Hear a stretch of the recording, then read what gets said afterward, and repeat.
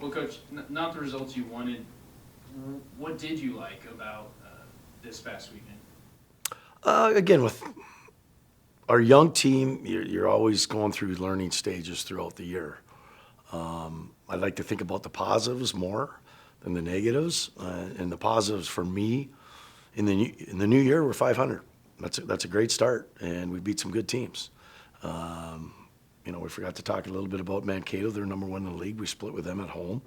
We go up to Bemidji, which is a real tough opponent. We were able to get a sweep, and we had a good feeling. And I actually liked our game up in Michigan Tech on the Friday night. I thought that game was winnable. A couple calls at the end there, and they found a way to win. You got to give them credit. But I think Michigan Tech, to me, them, Mankato, and Augustana are the three best teams in the league. There's not much of a difference. I think with Michigan Tech, their experience, they're battle tested. They know what it takes to get to the NCAA tournament, and they're just a good team. And they were certainly better than us on Saturday night. I didn't think we had much pushback for whatever reason. It just wasn't there for us. No excuses. I thought Michigan Tech came out with a purpose. It made it difficult for us to generate some offense. So credit to them. Like I said, I think they're one of the best teams in the league, and we got to learn from that. But we got to wipe that clean, and now we got another opportunity moving forward against Bowling Green. And again, they're fighting for home ice. They're a little bit different brand of hockey than what we've seen the last 3 weekends. They're big, strong, physical. They really get after it. They're ultra aggressive. They really stack the line and make it difficult for you to get any rush chances. So it's going to be another test for our group to try to learn from last week and know how difficult it is this time of the year. And that's one. And then two, we got to find ways to create a little bit more offense and secondary scoring. And so that's been kind of our focus this week, how we're going to be able to do that. And then, Coach, you get to this point in the season, and you're starting to see teams kind of for the second time or the second series. Does film play a factor? Do you go back and watch the last time you played them, and does that play an impact on how you prepare for Bowling Green, say, coming up this weekend? Yeah, you do a little bit, specifically on special teams. Are they changing anything else? But we played them just before Christmas. Those are two tightly contested games. I think 1-goal games with the goalie pulled and stuff like that. Now they're in our barn, a little bit bigger ice. We do look at a little bit of video, but the focus is on us. How do we get better? How do we create a little bit more offense? And this time of the year usually comes down to special teams, goaltending, and you need some secondary offense. It can't be the same guys over and over again. And we're not deep in scoring, but some other guys got to step up to find a way to score some more goals for us.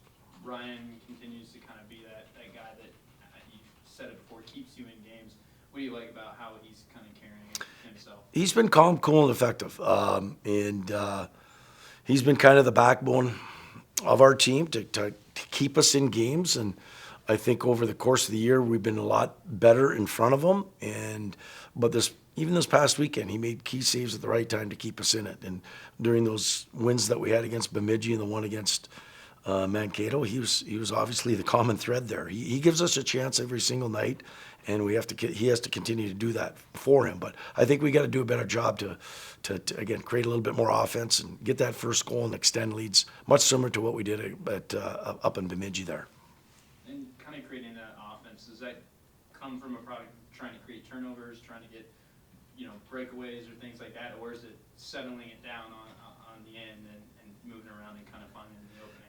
Yeah, it's spending less time in our D zone, and then we got to hang on to pucks more in the O zone and create a little bit more chaos in other opponents' front of their net. We don't get enough pucks and bodies there on a consistent basis, and that's the cycle game, that's the wear down game, and a lot of teams have a ground game like that. We just got to do a better job of that to give us the best chance to get some secondary scoring. Was it one of those weekends where you were there but you just couldn't get over the top against two very good teams? Yeah, I think, two different games. I thought we played great on Thursday.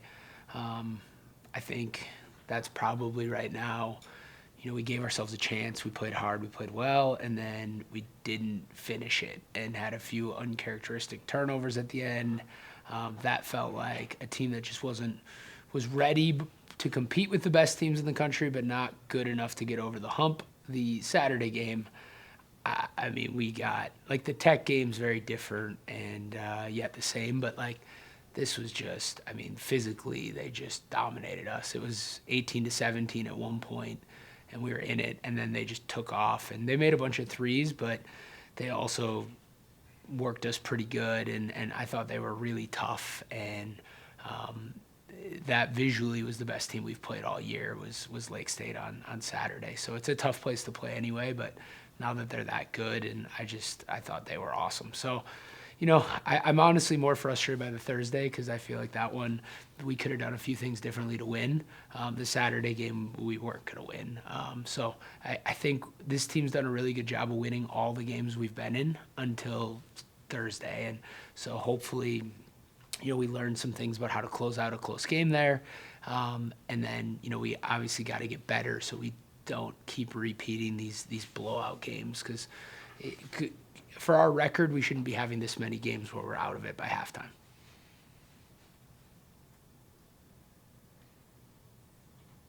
Yeah, I agree with that statement, but the problem is, doggone it, why are they shooting so I know.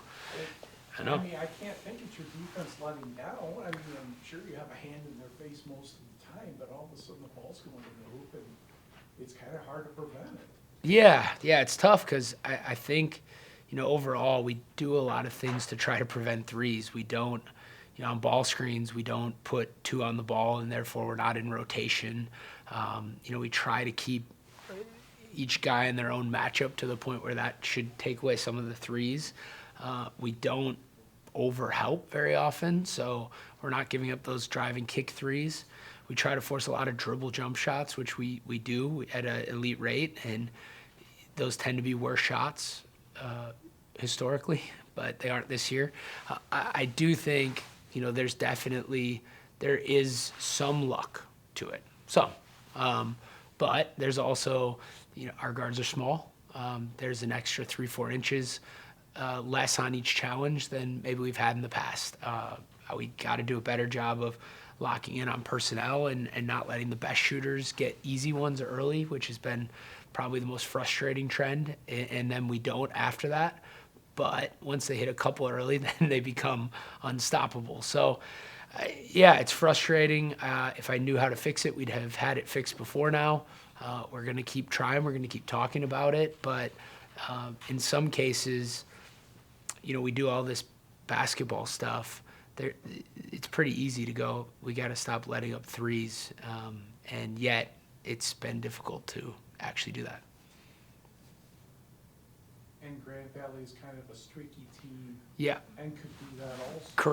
Correct. I would say Grand Valley is exactly that. They're probably a little more like Wayne than they are Lake State and Tech in the sense of their good is unbelievable and their bad is average. It's not bad, but it's not, unbelievable, where it feels like Lake State, and Ferris and Tech right now, they can still beat you on a bad night because Marcus is so good so in this case, I think we did a good job of limiting them down there, but they still hit quite a few threes on us. Brown, their guard is cut out of the same cloth as some of these guys that have given us fits. We contained him within reason the first time, but he still had 20. But, I think it's going to take a better effort if we are going to beat them here on defense, because we played pretty well on offense down there, and lately our offense hasn't been as good. So we got to go into it with the mentality of if we don't play well on offense, how do we still find a way to win?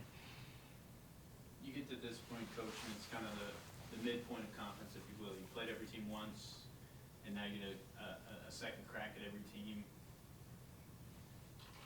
What's the, kind of the angle or approach? Do you drastically change, your plan going into Grand Valley or, whoever's coming up next? Yeah, I think there's a trap that you can fall into, and it worked the first time to just do the same thing. And then I think there's a second trap where you can over-adjust, and finding that balance, I think, is always the hardest part for everybody. And I think for us, we have to start playing better. I mean, we're 2-4 in the last 6, and even the 2 wins we had, we got an awful lot of layups kind of manufactured, and they missed some shots. Like, we have not played really good basketball since around that Christmas break point, the last time we played Grand Valley, Upper Iowa. And I think there's some of that is we're not shooting well, but there's some of that where we're not doing things right on both sides of the ball as much. And I can't tell you why. It doesn't make a ton of sense to me, but it's definitely there. And so for us, we got to put some of that focus back internally on how do we play better basketball. And you have to still know what the other teams are doing, but if we don't play better, there's not going to be a lot of answers within maybe adjusting to who we play. So I think right now our biggest adjustment is to try to get back to playing really good basketball again. Has communication been a problem, not between you and the players, but the players themselves, calling switches and things like that? I don't think so. I think it's more. I think it's a lot of kind of one guy making one error, and it's not that one person the whole game. If it was, that'd be easy. It's one guy makes 2 errors, then another guy makes 2 errors, then another guy makes 2 errors, and a lot of, especially what we do, and with the shooting in particular, if a guy drives for a layup, it's usually multiple people's fault. But on a 3-point shot, a lot of times it just comes down to like one guy because it's a screen and there's no one that can help on a screen out. You just got to get through it. And so I think we've had a lot of that, like one person error, but then repeated by different people. And I don't really know if we've in the past had a single defender that we're like, this guy's going to guard all of these shooters. We don't have that. So we've tried different guys. They all have their own strengths, but they also all have their own things they kind of, make mistakes on. So we're kind of doing that rotating, and it probably isn't healthy. You're probably better off to we should have picked a guy and just said, you know what, you give up 40 to Marcus, cool. We'll just let you keep struggling. But we've tried to keep changing it, and in a way it's been a revolving door of who guards the other team's best shooter, and none of it's worked great. The best was Brian, but then he went down. So now we kind of settled in on, okay, we'll let Brian chase shooters. Well, now do we let Derek chase shooters? Okay, great, but he's also playing 30 minutes at point guard and getting pressured. Is that wearing him down? There's so many factors into it, but I would say it's a sign that we have not figured things out yet, that we keep changing. Because in general terms, I'm a believer in let's find something that works and then let's stick with it. And if it fails for a game, who cares? We'll just keep sticking with it. But I don't think we found anything yet that's really gone, okay, this is the right answer regardless, so we keep trying different things. We've changed starting lineups because our starts have been terrible. We've changed who guards shooters because we haven't guarded shooters well. And at some point, we will keep trying things until we feel like we have the best answer, which this year, it's not going to be the perfect answer. It's just going to be the best answer that we possibly have for this team. With that, I keep trying to remind myself and our team constantly, we're 12-6. Sometimes, right now especially, it feels like we are, one of the worst teams, whatever. 12-6 isn't that bad, especially considering, what we lost and some of the things we've gone through. So we got to stay together and stay confident and realize that, the last 6 games, as hard as they are, we haven't eliminated ourselves from very many things yet. And so we got to keep going. Coach, I know we talked about this a little bit earlier in the year about how on any given night it can be somebody's offensive night. Do you get to a point in the season where you kind of got to make it somebody's night, where you pound it inside to Dylan Keith, Yeah. where you're running screens or sets for Cal to kind of get him going, whether it's Sam or Jackson? Do you get to a point offensively where it's like, it's going to be your night, you're going to take 20 shots? That's a good question, and I think a right question that we certainly have thought of. I don't know, Dylan's obvious. Like, yes, we would love to get Dylan more shots. I think every game I'd like more Dylan shots. I've never left the game going, I wish Dylan shot less. After that, generally you like a guy shooting, let's say 16 times, because you feel like a Dylan, let's say, over 16 shots, he's eventually going to make 8 of them, even if he starts out 0-4, or he's eventually going to make 7. There's not a better way of saying this than the truth. We have a lot of guys after Dylan that if they shot 16 times, they might make 2. Like, it's not that guarantee that they're going to, keep shooting more and therefore shoot better. So we still have to keep finding what guy has the right matchup. Teams are playing us different, obviously. Like some teams are really taking away inside, so we have to shoot more threes. In some of those settings, you have to keep shooting, even if you're missing, because you're not going to get those inside shots.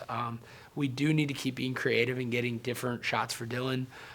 If we can get Sam Privet more shots, again, he'd be another one where we're constantly trying to.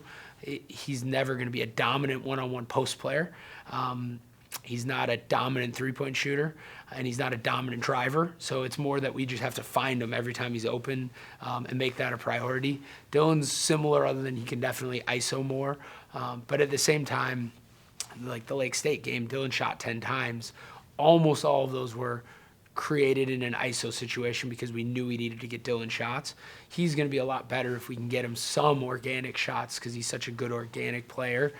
After that, yeah, it's going to still be by committee until, hopefully we get one of these guys going. I mean, Julian can get going, Gerald can get going, Cal can get going. We just got to find the guy to get going. And right now, we're in a team slump. That's not always a great place to be in. I think, Coach, we look at the conference. Try not to look at it with the standings. There's Yep. Three-way tie for first, 8-2. Yep. Three-way tie for second, 6-4. Yep. At this point, like you said, you got to remind yourself that you're 12-6 and you're not out of everything yet. Where do you feel like, you obviously you want to be higher, but fourth right now for you.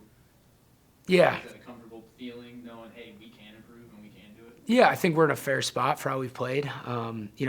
It's that Ferris game. You go, man, we just win that, and now we're one game out, and we're probably in the NCAA tournament if we beat Ferris with where we're at right now, which is again kind of crazy when you think of how we've played lately.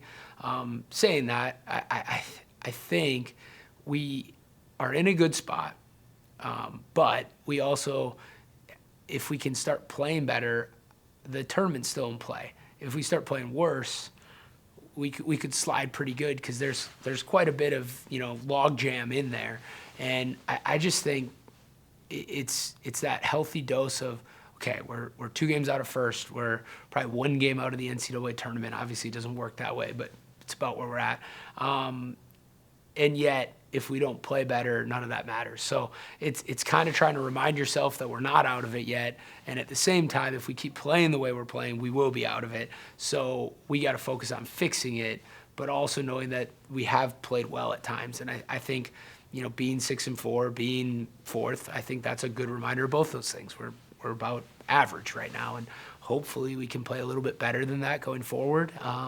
And at the other side of it, we just got to avoid playing bad, because one of the reasons that our record's where it is we've done a pretty good job at taking care of the teams that don't have as good a record. So let's keep doing that, and then let's hopefully play a little bit better against the best teams. Second half of the conference starts Thursday. How important are those first two to come in and have a good weekend, come out with 2 wins, and get ready for the Ferris, the Lake State, the Michigan Tech that you're going to see later on? Yeah, massive. I think our last 8 games, we only have 2 home games. So we have 2 home games this week, and then we have 2 home games the rest of the year. Also, those 2 home games are against Lake State and Ferris. So it's a really, in a way, you could argue it's a terrible schedule. And the last time we had this schedule that was backloaded with a bunch of road games at the end was 3 years ago, and we went on a run at the end.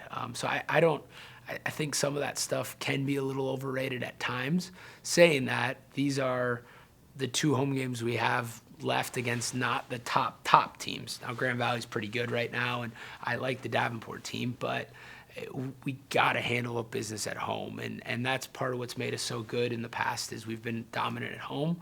Part of the problem is we have 2 home losses right now. So I think, it's a huge weekend to make sure we come out and play good in front of our home crowd, something that I know we care about and we haven't done perfectly this year. And at the same time, we got to find ways to win these games too, because there aren't those logical wins on your schedule left. I feel like we have a lot of even games left in some ways. The only top team we play on the road is Tech. So we have the top teams coming to us, and then we play some of the middle or bottom teams on the road.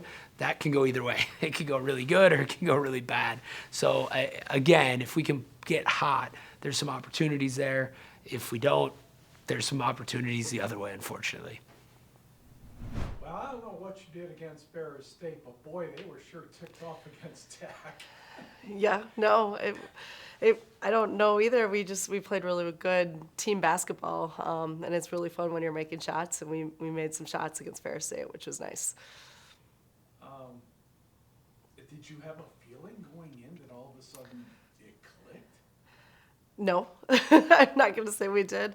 We talked about some stuff on Monday and Tuesday, and we did our prep and talked about the week before and how, we got to come out and we got to be ready to go. And our team, we came out and we were ready, and it was everybody was set, and whoever's name was called was going in there and playing hard and playing, doing all the little things right. And our defense was phenomenal, and we just kind of kept building after that, it was fun to see. And you followed up that with some fun in Sault Ste. Marie. We did, yes. Again, our defense was really, really good, and it takes everybody, and so we were all working together at the same time and just hitting shots too, again, up there. And it's really fun basketball when you make shots that go in and that everyone's hitting and scoring points, and then we're working hard on the defensive end. Holding a team scoreless in a quarter is not easy to do. I don't know if I've ever done that before.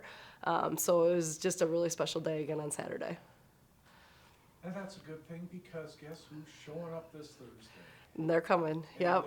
And to have two games like that going into them is not only the best thing, it's the only thing. Yeah. Get them ready to go. Yeah, and it's a huge confidence booster, I think, too, for our team, because Ferris is a very good team. And like State, our conference is tough and hard, and it's why we play who we play, to prepare us to get against Grand Valley.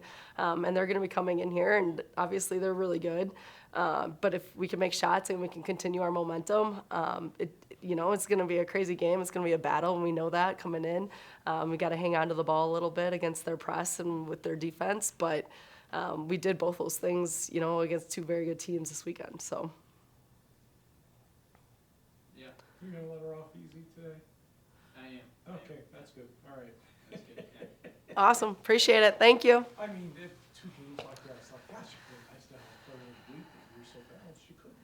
And it was fun that we were so balanced. Like, that was probably the best part of the game, is that, literally people were coming in and they were defending and they were scoring points. And it was just like, okay, let's keep subbing. Let's just keep going and get a little bit of everybody. And it was, that was what makes it fun. It's a true team concept. Our minutes were pretty even across the board too, where someone's not playing a ton of minutes. Like, it was a fun team weekend, and I think we needed that. And hopefully it'll just, keep the ball rolling and just get us going here coming into this week. So, yeah, no, it was fun. Thank you. Well, Coach, Yeah. you get to this point in the season, it's kind of right before that final push. GLIAC championships are right around the corner. Yes. NCAAs are just a little bit after that. When you get here, what does preparation kind of look like for you and your team? Yeah, it's all fine tuning. Right now, it's the little details that are going to matter the most. It's that extra streamline, that's that better breakout, those divers, it's that extra clean entry.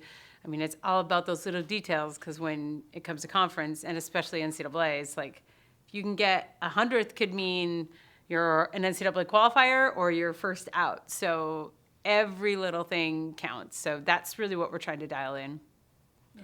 Speaking on divers, Kalina, Yeah. named Diver of the Week. Yeah. What have you liked about? Oh man, she's had such a good year. She really, is really coming to her own this year. And I think she learned a lot from her freshman year last year, and just has had so much confidence. And, she was our first woman that got their 2 scores to go to the NCAA pre-qual meet. And it's nice to have that behind her. And now she's just focusing on, again, the details and working hard. So we probably have another couple weeks of good work, and then they start to rest, and then we'll see what happens. But the biggest thing right now is confidence, and I think that they look really good, and especially after Stevens Point, building that confidence, and in some different races that they swim, but hoping to build on that going into Green Bay this weekend. Green Bay this Yeah. weekend. What are you looking forward to that? I know Lake State after that. Yep. A week later. So Yep. kind of both those two together before GLIACs. Yeah, I'm looking forward. We actually haven't been able to go back to Green Bay in a while, for this, that, or the other COVID and all that stuff. So they finally got to come up to us last year, and excited to go back there. They're getting stronger and stronger as a program. I know our men and women won both meets last year. So, but they look even better this year. I still think that predicting that we'll come out with some W's, but they're breathing down our neck. So it's not going to be as easy as maybe it has in the past. So that'll be good. But I think they're having their senior meet, so they're recognizing like 20 seniors. So probably a whole new team for them next year. But looking forward to the next weekend. Lake State has a new program. It's their first year. And so it'll be the first time coming to our home pool. And it's also our senior day. So it's our last competition before the GLIAC. So we're kind of looking at what do we want to see people in, just to make last minute decisions on who's going to swim what, and recognizing like our 18 seniors. So that's a big deal too, having that special day for them. Yeah. I had a snow blow. All right, you asked the Green Bay question? Yep. You asked the Lake State question? Yes. You asked the Stevens Point question from the previous week? No. Your thoughts about the Stevens Point Yeah. meet? You had 14 to 16 wins on both sides. Yeah. I would think that week went reasonably well, or even better than expected, maybe? It did, you never quite know what to expect because we did come off of a couple hard training weeks. So some people excel when we're in that mode, and some people, are just kind of worn out. So, but they did really well. They really stepped up, and like we talked about before, Kalina getting Diver of the Week, that was pretty fun. And I think we had 2 men get pool records too, Toby and Ben. So that was exciting as well. Yeah, it's all good stuff. So I'm gonna get to use that video sooner or later. Awesome. I'm good. Thank you.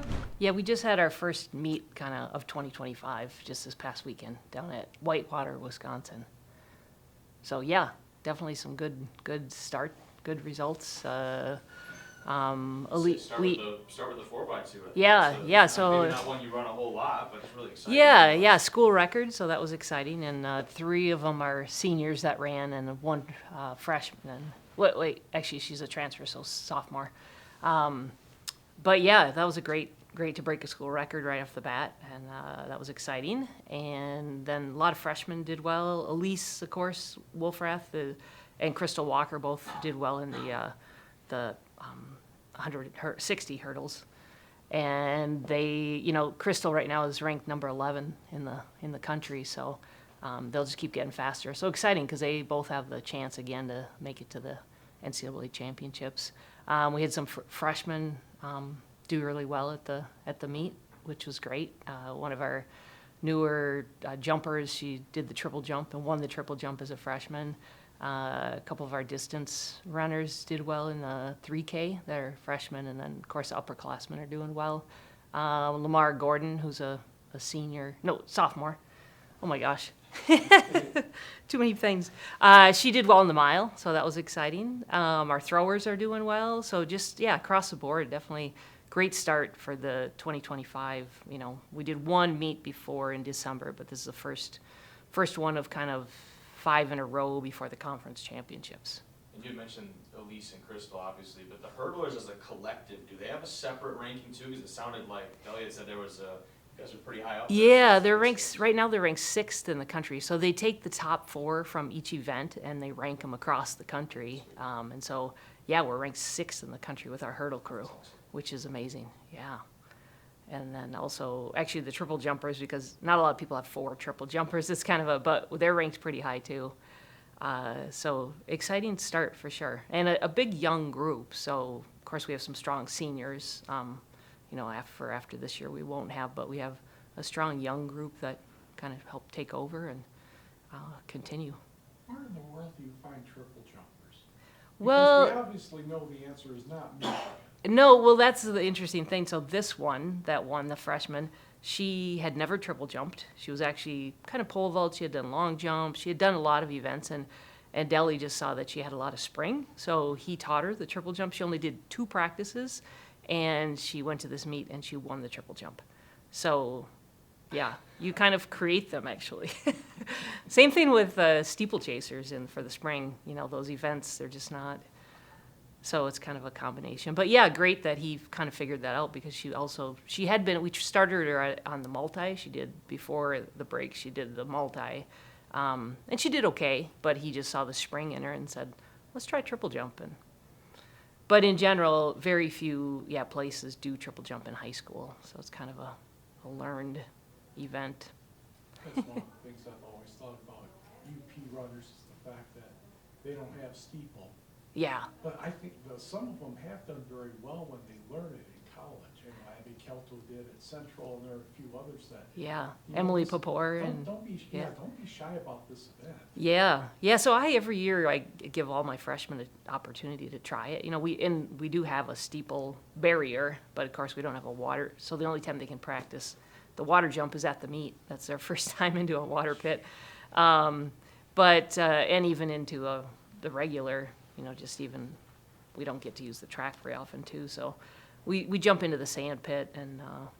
But yeah, it's definitely an event that I just have all my distance kids try it if they want to. I don't make them all try it, but a lot of them do want to try it because it's a tough, fun event, and a lot of times, you know, if you have somebody that's a good distance runner, but they also have some coordination and they're tough, that's where you can figure out, you find one that could be good at it.